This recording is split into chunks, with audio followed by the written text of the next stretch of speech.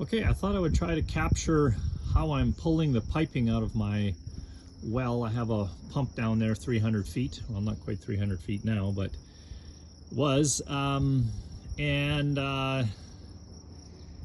Biggest problem is the PVC, it's a Sked 120, but it's 20 feet long, and there's pretty much nothing that I have handy that's like 25 feet tall where I could get a block and tackle or a chain hoist or whatever at the top of it. So what I'm doing is I'm pulling 10 feet. That chain hoist there is a 10-foot chain hoist, and I'm just pulling it 10 feet at a time.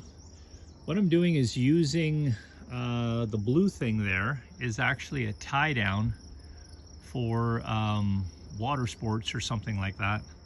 It's basically it's a little baby sling that's about 16 inches long, and it just binds on there really tight. It's actually really good for that. So that keeps it all close coupled with that chain hoist.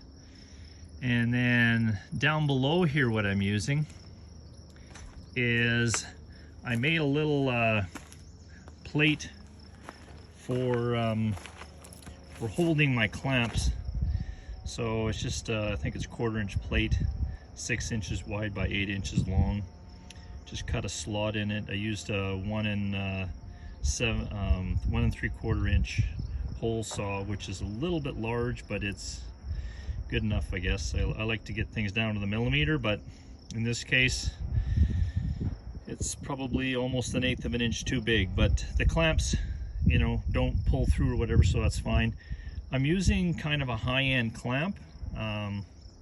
It's not your standard hose clamp, and you can tighten that up pretty tight and it will hold the full string. I have about 500 feet, rather 500 pounds all together, about 200 pounds of PVC, 200 pounds of rope, or water rather, and then got the wire, of course, which weighs a little bit, and then the pump I think is like 35 pounds or something like that, so call it 400 or 500 pounds on there. And that little clamp actually holds. I torque it up pretty tight.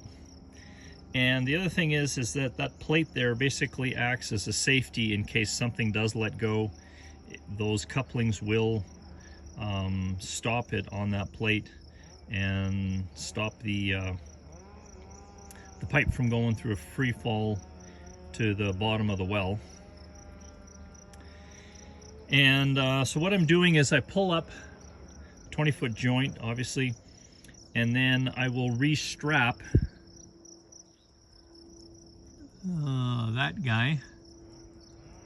I'll loosen that off. I need to be better if I could have like a little loop there or something at the top where I could hold that PVC in, but I just kind of hold it by hand and it works pretty good.